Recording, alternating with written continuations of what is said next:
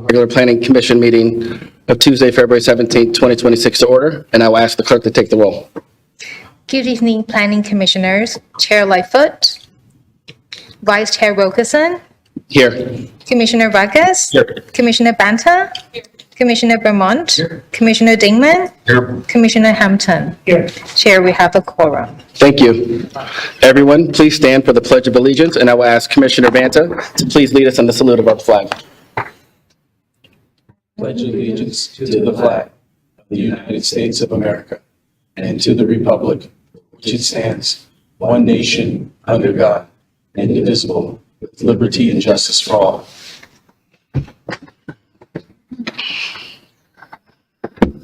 We will now move on with our regular business, starting with communications. At this time, I will ask Assistant Director Garcia if there have been any communications or announcements for tonight's meeting. We did receive a communication this evening from a member of the public regarding the item on the agenda, and we provided that communication to you, and we'll plan to upload that to our website so that it's available to the community. And that's the one we have in front of us right there? That is correct. Thank you. Great. We'll move on to approval of this evening's agenda. Do I have a motion? Second. Good. I have a motion from Commissioner Beaumont and a second from Commissioner Vargas. Thank you. To approve the agenda. All in favor, please say aye. Aye. Any opposed? Motion passes. Next item is business from the floor. This portion of the agenda is available for the public to address the Planning Commission on any issue that is not on the agenda. There will be a limit of 3 minutes per speaker. I welcome anyone who wishes to address the Commission regarding a topic or issue that is not on the agenda this evening to please approach the podium. Seeing none, I will close public comment. Now it's time for the consent calendar. We have one item on consent, which is the minutes from the January 20th, 2026 meeting. Does anyone from the Commission or the public wish to pull the consent item for discussion? Do I have a motion? I'll motion. Motion from Commissioner Vargas, second from Commissioner Dingman. All in favor, please say aye. Aye. Any opposed? So we're in business. We don't have any public hearings tonight, so we'll move forward with the business items on the agenda. Great. We will now receive a presentation on the 2025 General Plan Annual Progress Report. We will first hear a presentation, followed by commissioner questions, and then we'll move open to public comment. May we please have the staff presentation.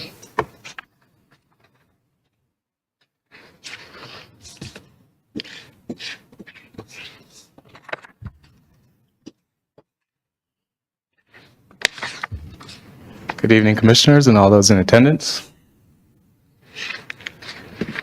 So for background on this item, according to California state legislation, the city must submit an annual progress report to the State of California Department of Office and Planning and Research. Land Use and Climate Innovation and Housing and Community Development by April 1st each year. And as a reminder, the city's general plan is the city's guiding policy document containing programs and policies that implement the community's long-term vision for development topics such as land use, transportation. The housing element is a required component of the general plan with implementation programs and policies related specifically to housing. This annual progress report identifies the implementation status of the programs and policies of these documents, upcoming priority programs, and also provides data tracking the housing development for the city. The state of California mandates that all California cities, towns, and counties must plan for the housing needs of its residents.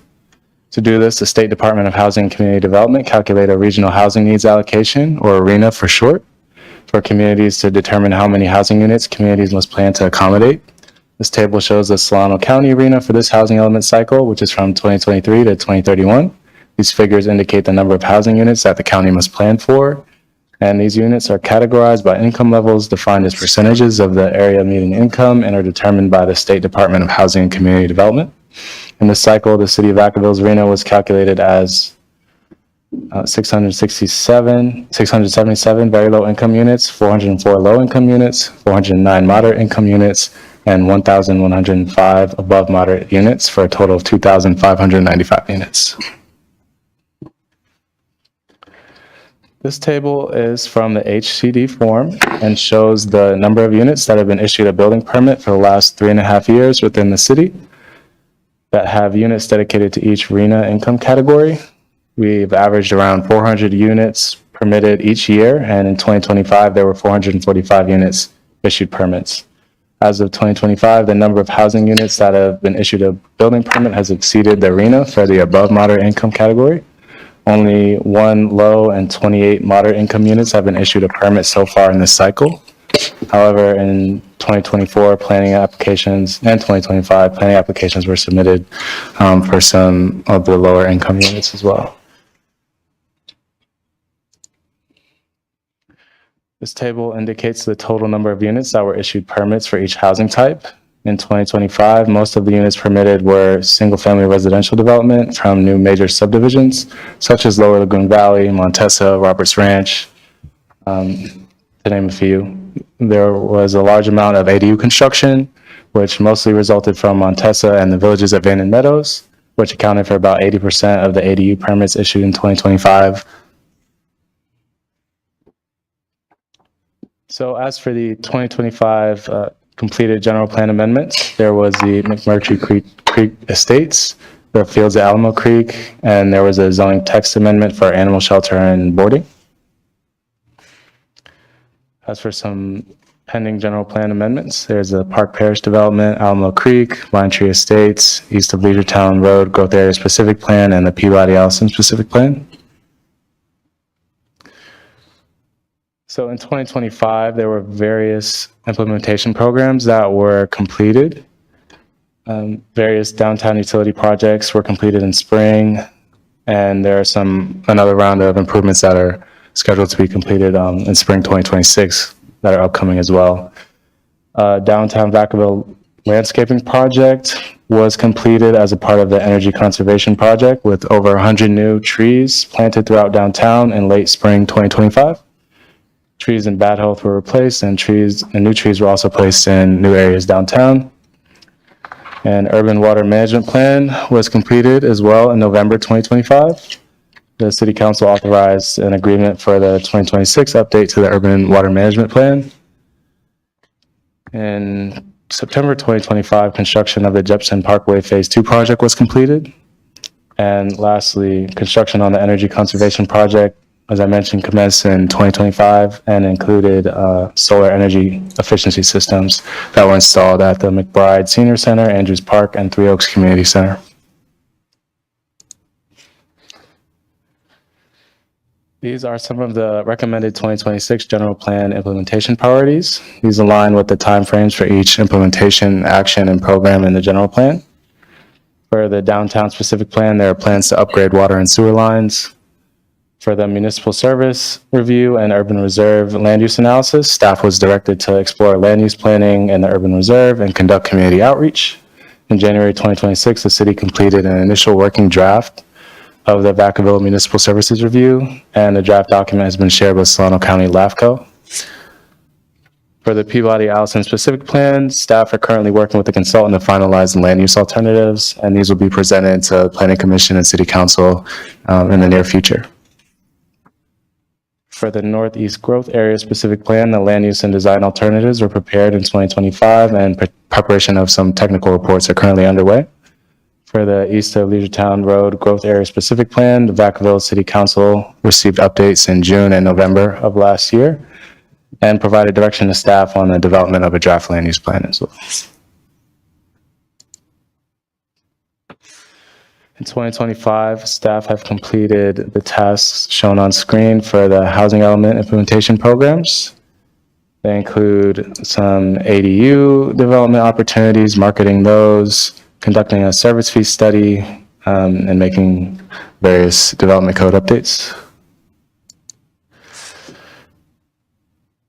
For 2026, we would like to implement another round of housing element implementation programs, exploring various housing initiatives such as possibly developing a community land trust model, continuing to work with developers to identify sites and funding for affordable housing, incentivizing development of affordable housing in moderate and high resource areas, areas that have access to employment, parks, and other resources, increasing minimum and maximum densities in lower density zones, and allowing increased density and streamlined review for infill development.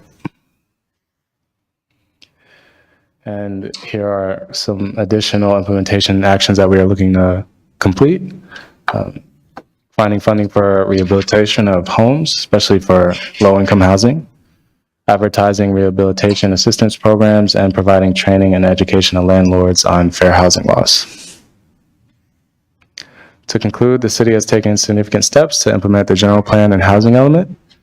As for next steps, we present the annual progress report to the city council on March 10th, and then submit on April 1st the general plan and housing element annual progress report.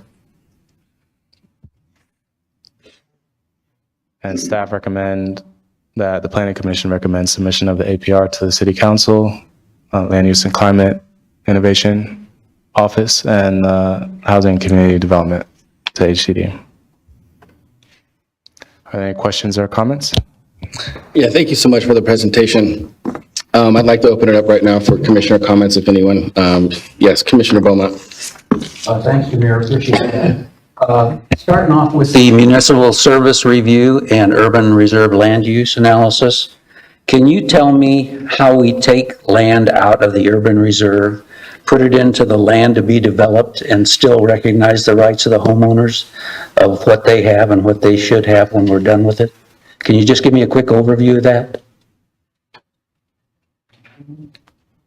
I'll probably need to provide some more information to you after the meeting, but when you talk about homeowners' rights, I mean, Well, I mean, we're taking land from out in the, let's say, off Weber Road, where you have a bunch of 5-acre parcels, and we want to build commercial, and we want to build industrial. Do we offer them incentives to sell their land so that we can develop it? How does that work? I'm not aware of any incentives that we provide, but through the outreach that we have for any projects such as Eastern Legiontown or the Northeast Growth Area, we do outreach with community members. We do outreach with folks that are in the county. We tell them what the plans are, what the benefits possibly of them coming into the city would be, but it's a conversation that occurs with them. There's no incentives that I'm aware of that would be offered to them to join the city, but it's definitely, I don't want to say negotiations, but in a way, there are conversations that occur with them so that they are knowledgeable about what the benefits are for them to join the city within city limits, or if they choose to remain in the county. So once we get the land, then we negotiate about what they want to do with their land versus what we want to do with it. When you say when we get the land, Well, when we bring it into the city sphere of influence and actually into the land to be developed. those conversations are occurring right now. So for East of Legiontown project, those conversations are occurring right now. Well, I'm talking about urban reserve where they're not, and where we're going to pull it in for the 20-year outlook that we talk about here, about land that we want for future development. Okay, maybe I can get back to you with that information. Okay, yeah, maybe I can word it a Talk to you little after better, I get but you the information. yeah, I'm just kind of questioning that.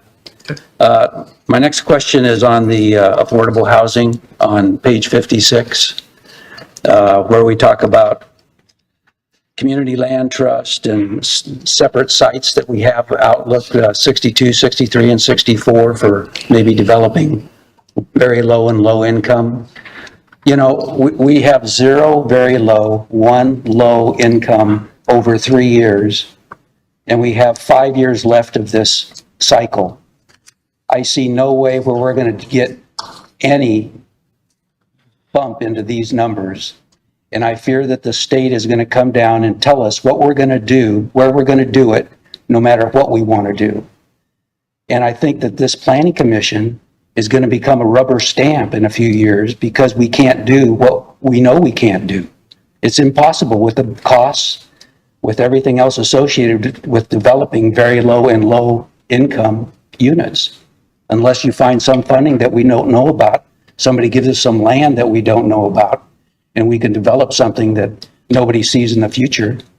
And so I'm just worried that we're going to be ending up listening to the state like AB 330 on steroids. And pretty soon, the projects that come before us are going to be on the consent agenda because we won't even talk about them. Does that make sense? I mean, that's what I foresee, unfortunately. If I may, I Yeah. can share that the Director of Housing, Tamara, has been conducting study sessions with the City Council, discussing how to fund affordable housing types here in the city. And so that's definitely a topic that we're actively discussing as staff, as city staff with the council. In addition, I think Demir compiled a list of initiatives that we're working on to further production of that type of housing in the city. So we are working on it in the background, but I do agree that it's a pressing matter. Well, I think Annie would be one that would fear the most of having state come down and tell us what we have to do versus what we can fight, and I don't think we're in that position. Yeah, the only thing that I would add that hasn't been said already is, we, of course, don't build the housing ourselves. I know you guys know that.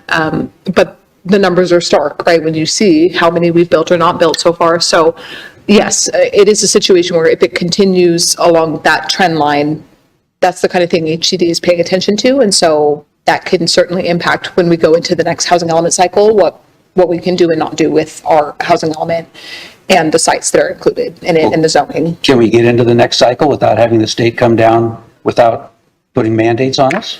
So no, typically what will happen is because you're rolling some of the sites that were not developed, that you said were going to be developed maybe with low income or moderate income, they roll over into the next cycle, but then it is essentially what you're saying, which is a very streamlined mandatory.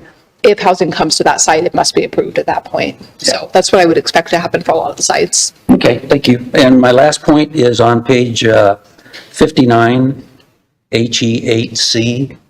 It lists a bunch of projects that we've approved, but it doesn't tell us when they stop being approved. It's been a year or two or more that some of these have been approved, and I was on the planning commission when we approved a lot of them, but I forget when they have until they have to start before they become not approved, and it would be helpful to me to see a date on there where the approval process ends so that we know what we have and how quick they have to start in order to keep it as an approved project.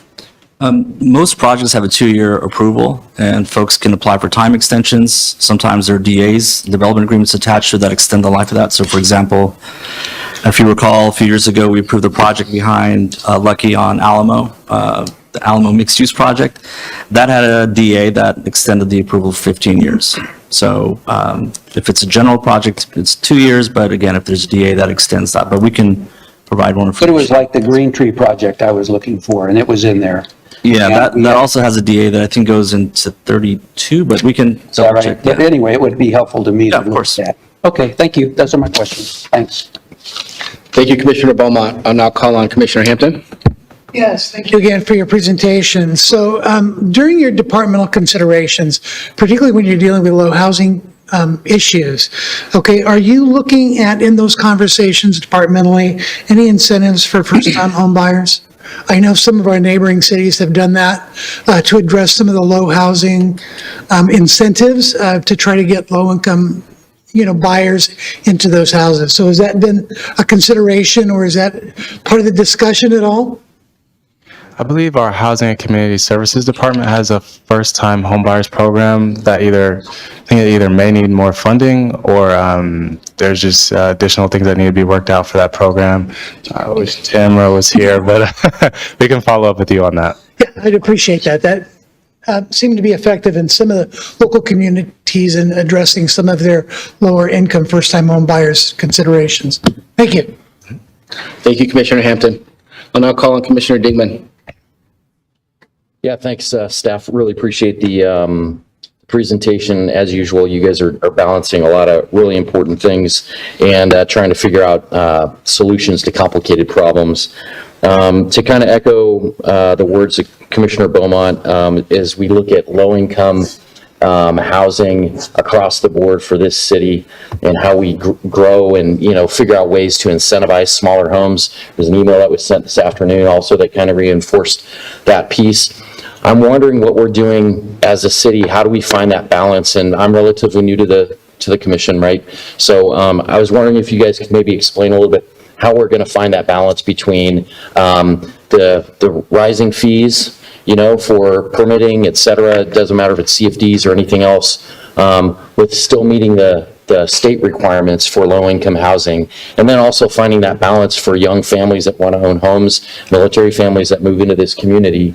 How do we find that balance and go through that? So, because I recognize that I'm fairly new here, but I would like to hear just a little bit about how you guys are doing that.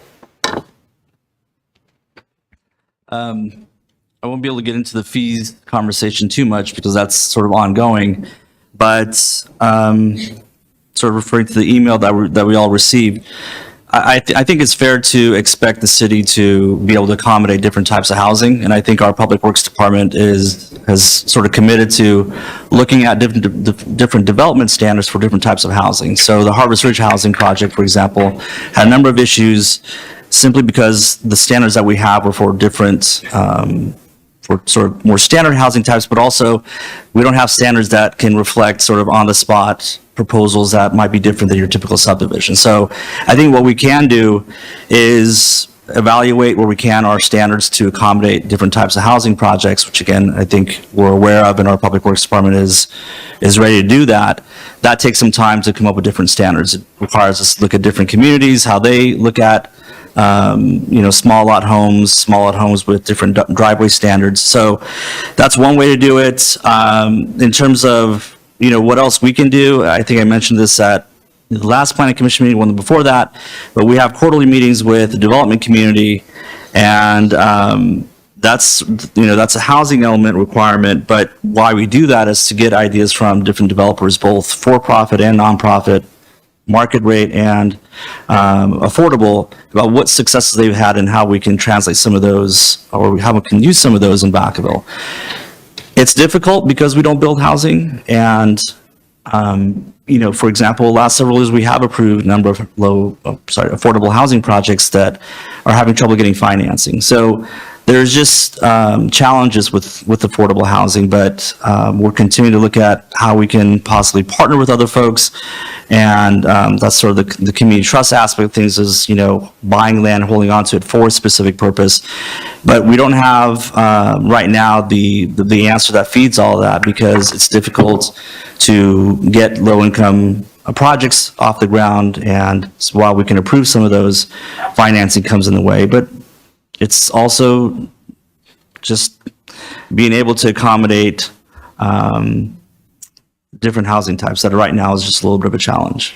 Is there anything further that we can do from a fees perspective to incentivize some of those and make it a little bit more affordable for folks getting it starts at the very, inception, like you're talking about. I know with developers and those pieces, but not having all of the background, I'm just interested in throwing a common sense wrench at this a little bit, right? On, how, because I understand that we still have to, the city has to be able to afford to be able to do all the things that it has to do for these pieces. But the fees definitely, as we look at the rising costs of those things, as I've seen them, as I've lived in this community for about 10 years now, that's definitely something on the horizon that definitely concerned about. So anything else you can add to that?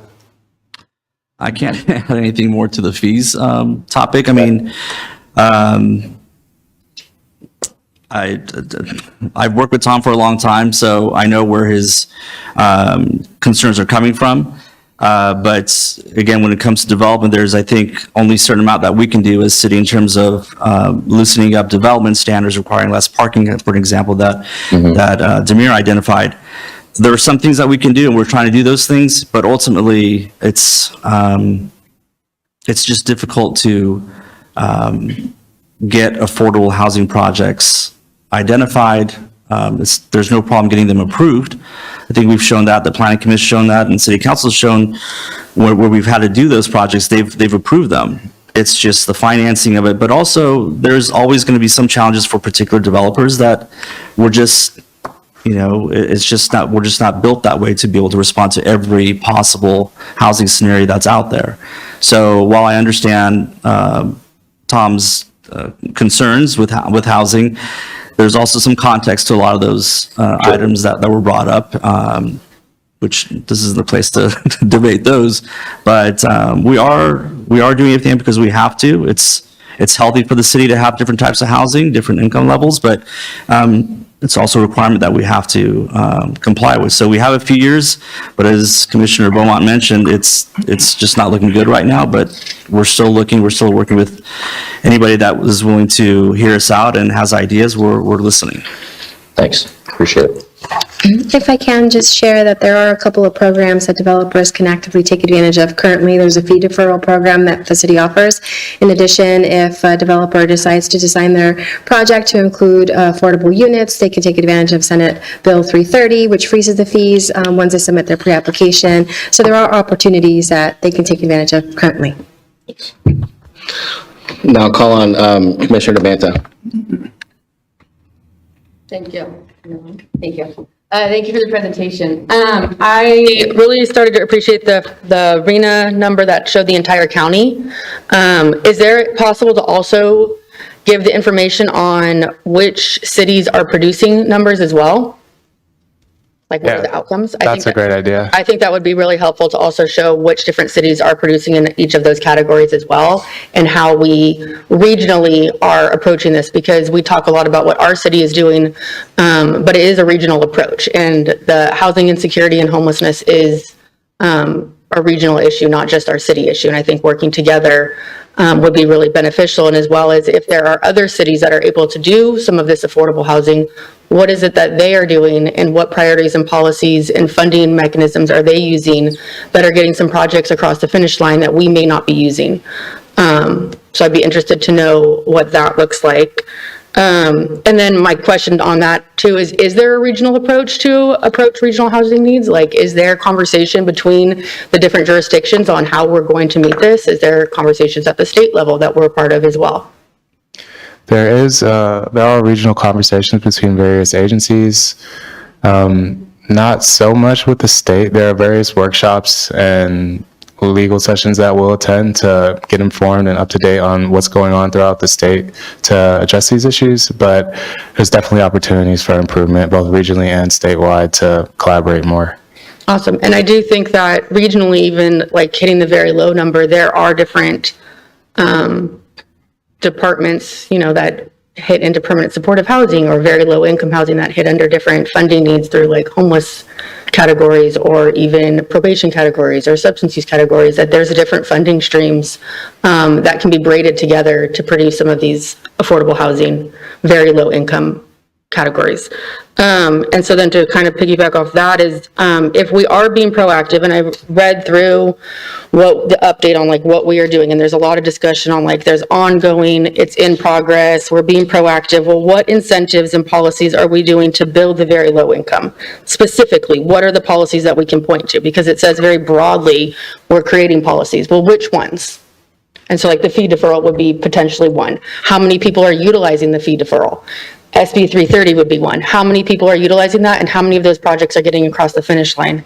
And then further, I think that it is really important when we are sitting up here and then when we are discussing this with the community, it is frustrating when we see an SB 330 project and the narrative is, well, the state is requiring it, so we have to push it along. Well, the state is this. Well, now it sounds like a bad idea, but you just said it was an incentive for a developer, and the developer goes and does it, and then we beat them up for doing it and saying, oh, well, our hands are tied, we can't do anything, we don't have local control. Well, that's a double-edged sword. Do you want to do it or do you not want to do it? And I also think it is frustrating, again, with the narrative that we're stating is that, oh, the state is going to say we have to do all these things. Well, the state is going to say that we have to produce very low, low, and moderate. These are people, and these are people's homes. Low income for a family of four in Vacaville is $109,000 for their family. That's for two people working $26 an hour. That's above minimum wage. So if there's a family of four, both people are working, hardworking people making minimum wage, they are low income. if a one-person household with 3 kids is making $100,000 a year, which is a decent income, they're still low income. So when we talk about low income and very low income, like it's just a number that the state is mandating us to do. This is actually 40% of our city. And I think it's really important that when we talk about the incentives, we're not talking about just the mandates or things that we have to do because the state's requiring. It's actually how we're going to build our community and how we're incentivizing developers to build houses for our neighbors. And so I just think that narrative is extremely important. My next question is on page 52. I think it talks about the incentives and what are the guiding principles and incentives to support the missing middle.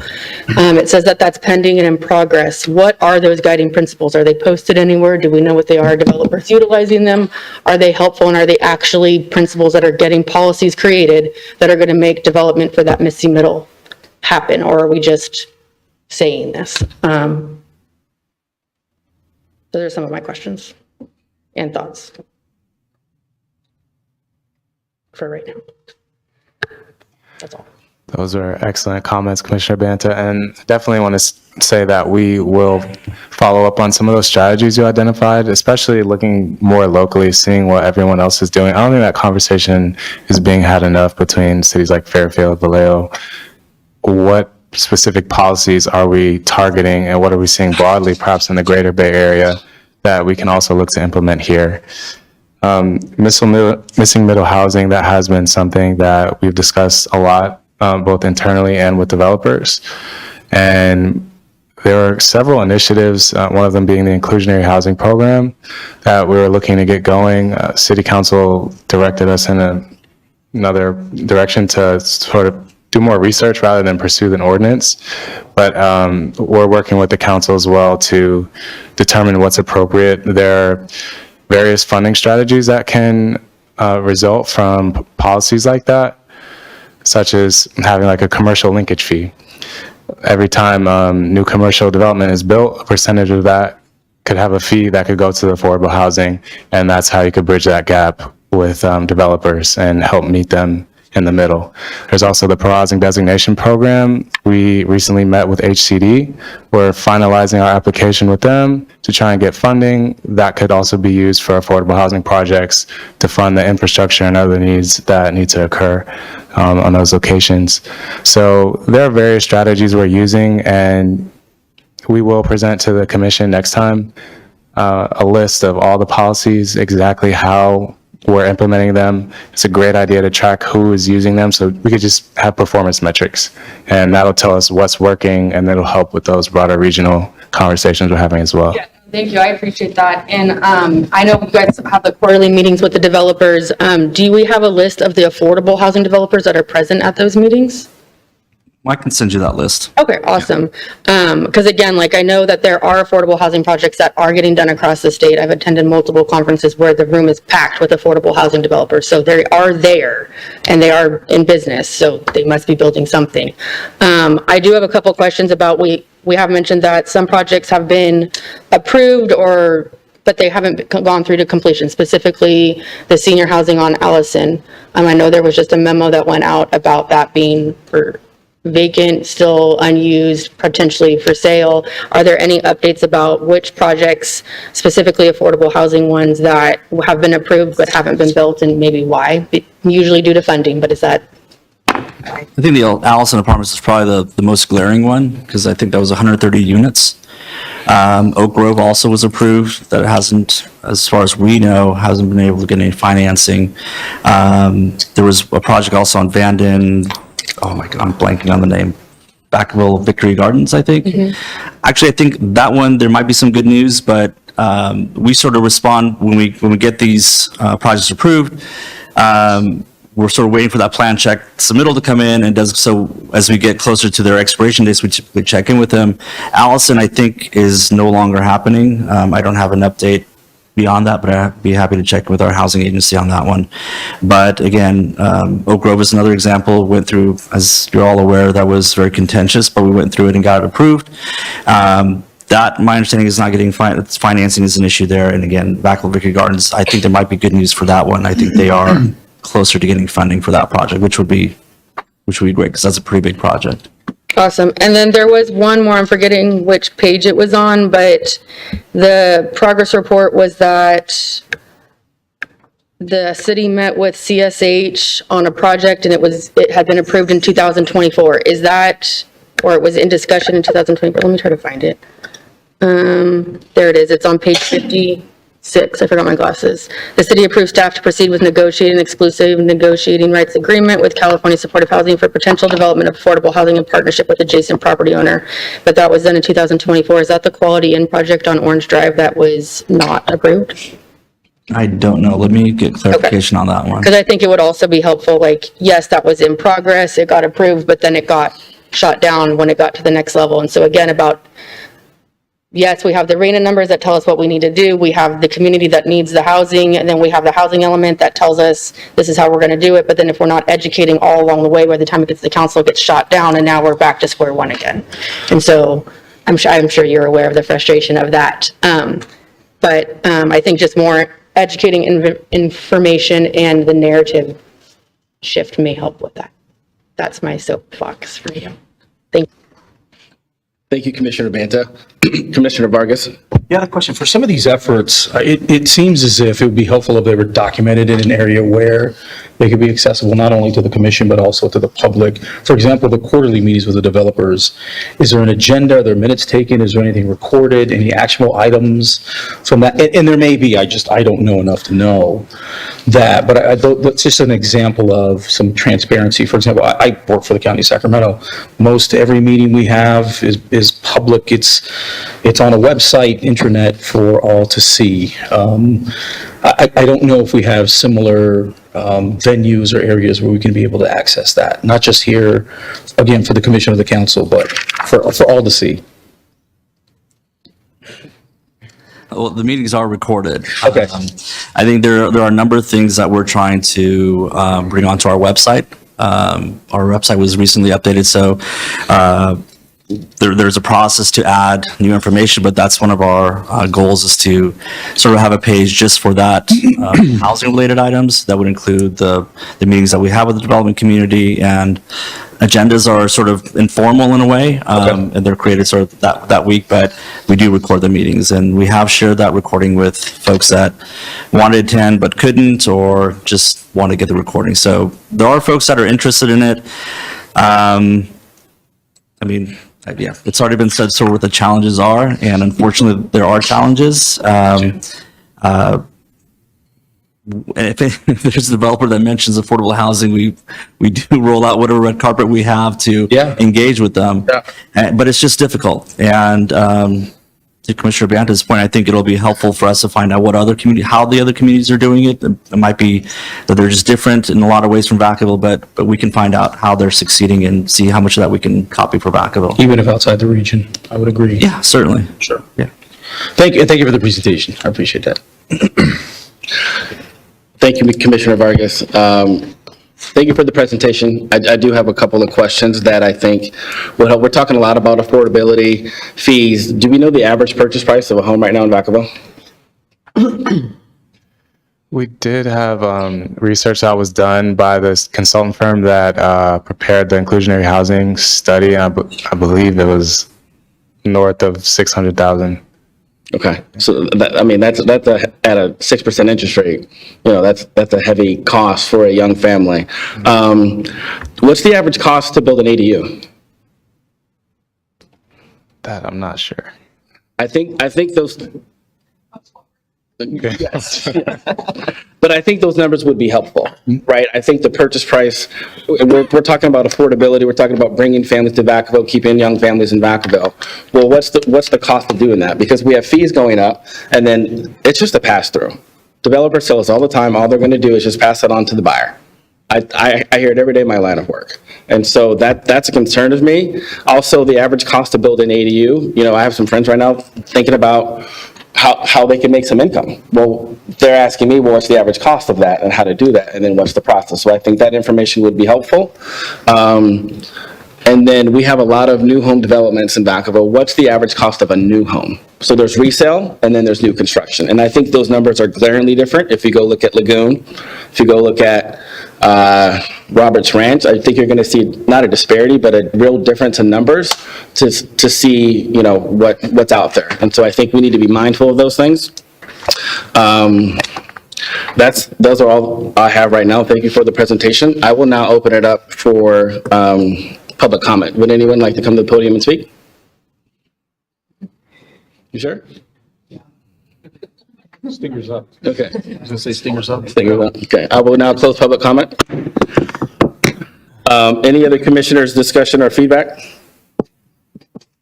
Can I offer one additional thing on the ADUs? So the city now has a pre-approved ADU program that is posted visibly on our website. And so that theoretically would save someone who's interested a lot of money by having their architect or engineer just go ahead and use the pre-approved plan. They may not even have to hire an architect at that point. So we do strive to try and make ADU production, you know, substantially easier where we can. Okay.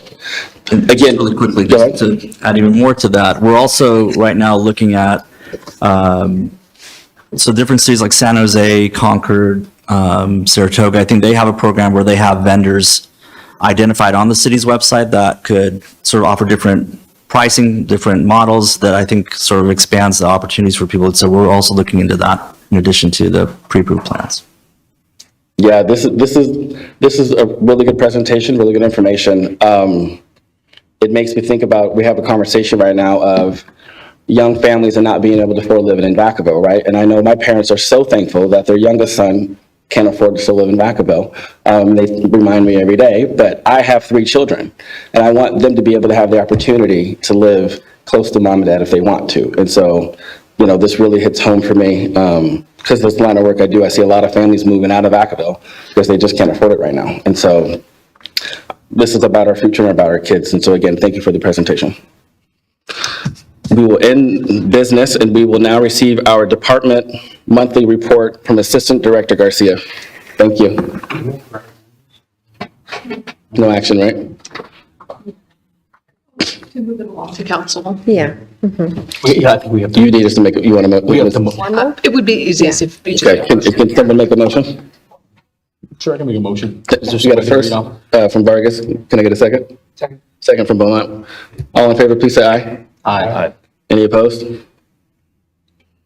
Thank you. Thank you. So moving along to our department monthly report.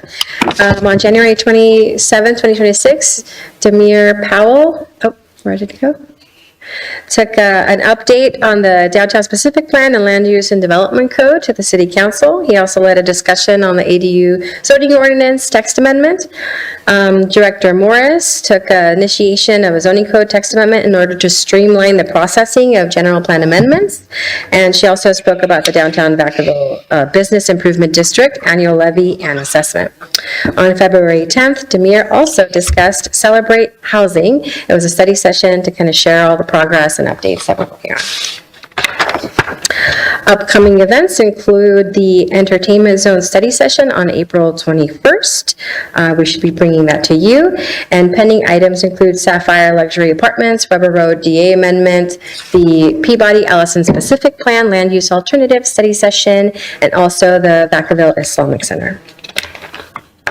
In terms of the building division monthly report, this month, or the previous month in January, we processed 260 permits in comparison to December of last year. We're down about 25, but overall we're steady. And here is our progress represented in graphic form, showing in comparison January 2025 compared to this January, it's a slight dip. And this includes our building division activity trends. Again, a slight dip when we compare this time last year, but we're still holding strong and processing those permits. We have an updated graph here showing the solar permits in relation to building permits, and we also added a trend line for ADU permits as requested. And you can see that in December of last year and January of last year, we processed 14, which was our highest number. And then kicking it off to Planning Manager Bavand. Thank you. So in terms of new projects, sort of light right now, we just have a lot of things that were submitted already. Zoning verification letter for District 1 and Lower Lagoon Valley DA amendment that was submitted. In terms of advanced planning projects, Peabody Allison, we're still going through some of those memos and technical reports, so nothing new to report there. We've sent over our comments on the MSR to LAFCO. We're expecting their comments soon, I think. Entertainment zone program, we had a community meeting last week. It was well attended. A lot of different thoughts on entertainment zones and parklets, so we'll be taking a study session to council and then also bringing one to commission as well. Pro housing designation, as Demir mentioned, we met with ACD staff and we are responding to their requests for more information. So I think they're reaching out to us with additional items. The code update was approved by council on February 10th. East of Leisure Town, we had our community meeting in January. That was, I think, decent number of people attended that. And that's sort of just ongoing with technical reports as well. Northeast growth area, tech studies, and BESS is going to council on the 10th, I believe. And that concludes our report. Thank you so much. Does anyone have any questions or comments? Great. We will move forward to item 10, commissioner comments. Now is the time for commission comments. This is the portion of the agenda. It's for commissioners to inform each other of potential interest to other commissions, such as meetings or other announcements. We'll start with Commissioner Beaumont. Commissioner Banta? I'm good, thank you. Commissioner Dingman? Thanks for the presentations and the staff work. Appreciate it. No other comments. Commissioner Vargas? Few things. I want to commend the city council for addressing the unpermitted food vendors and kind of semi-cracking down on that. I think it's, I know some folks who have had to shut down businesses as a result of the unpermitted food vendors, which is a travesty. One of the locations via Corona on Peabody and Alamo as a result, that has closed down, one of my favorite spots. So it did. So really a hardship. And I know people are looking for opportunities, but I think we have to do so in a manner that's kind of aligned with what the city desires. I know there was an issue last year with some health and safety issues related to food vendors, and so I do commend the city council. Second to that, I want to say son lost in the Rec City basketball championship game for fifth graders. Poor guy was really unconsolable afterwards. And then I want to address gentleman in the crowd, our only individual in attendance. Stingers up, Sac State Hornets. I'm an alum, so thank you for being in attendance. Yeah, Stingers up. Yeah, there we go. Thank you. How did his father handle the loss? He's a coach, so he was extremely upset. We were undefeated the entire season. Wow, it's hard coaching. Yeah. Commissioner Hampton. Yeah, I just want to give a big shout out to the city and planning department. You guys came out in full force during the Leisure Town Growth Plan and the planning session that took place. I was in attendance there, and you guys just did a fantastic job. As one who's facilitated many open groups, I love the format. I love the breakouts. I love the stations with the rotations. I got flashbacks. So you guys did a really good job. And like I said, you had a full team there. So I know you work a long 8-hour day. Plus, that was a long evening. So again, just kudos to you guys. Did a real good job. You addressed the questions, and the format was near and dear to an old educator. So thank you very much. Awesome. Thank you, Commissioner Hampton. Last month, I attended a conference, California Association of Realtors Conference, business meetings in Monterey. And so, Commissioner Beaumont, to your point, there are a lot of laws that are coming down the pipe to where it does look like you may not see bodies like this, or you may see changes to CEQA and stuff like that. And so, interesting meetings lasted Tuesday to Friday, and we had a interesting public policy forum conversation. And so it was really good, really well attended. We'll see what the legislature is up to as we move forward. And so I also want to say, get well, Chair Lightfoot. We're thinking about you. Hope you have some rest. And we will see you at our next meeting, which is Tuesday, March 17th, 2026. Thank you so much. Meeting is now adjourned. Good night, Vacaville. I was going to say.